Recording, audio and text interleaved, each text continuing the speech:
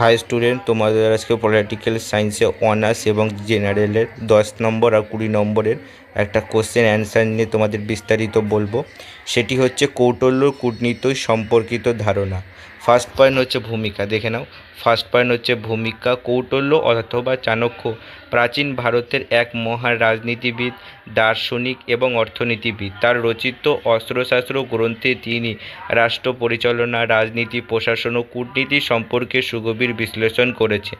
কূটনীতি সম্পর্কে কৌটল্যর ধারণা অত্যন্ত বাস্তবধর্মী, বিচক্ষণ এবং কিছুটা কঠোর হলেও যথেষ্ট কার্যকর বলে বিবেচিত হয়।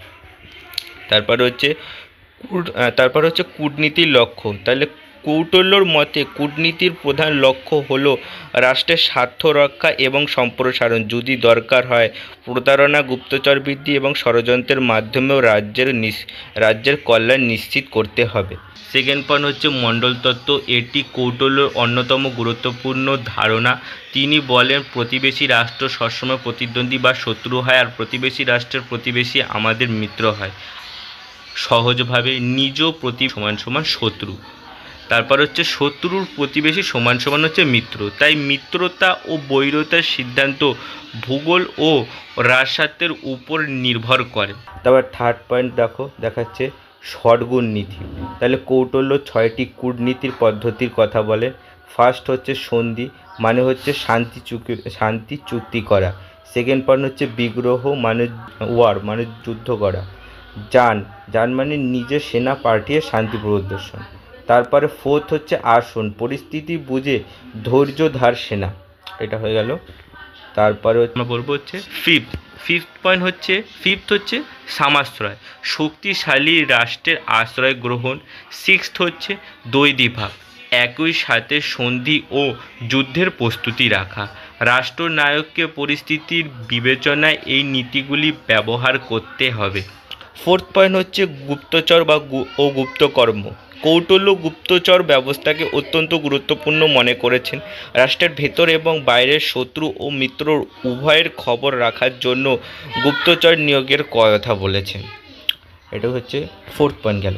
তারপর হচ্ছে ফিফথ পয়েন্ট, নীতি প্রয়োগের বাস্তবতা। কৌটল্যর কূটনীতি আদর্শ ভিত্তিক নয়, বরং ফলাফল নির্ভর। তার মতে কোনো কাজের নৈতিকতা তার ফলাফল দ্বারা নির্ধারিত হয়। যে কাজ রাজ্যের মঙ্গল আনে তাই ন্যায়সঙ্গত।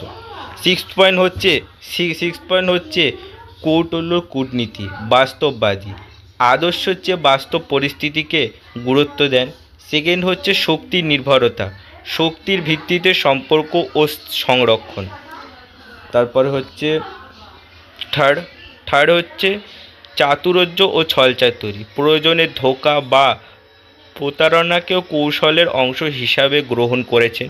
ফোর্থ পয়েন্ট হচ্ছে নিরন্তর পরিবর্তনশীল, কৌশল নির্ধারণ পরিস্থিতি পরিবর্তনের সাথে সাথে বদলাতে হবে।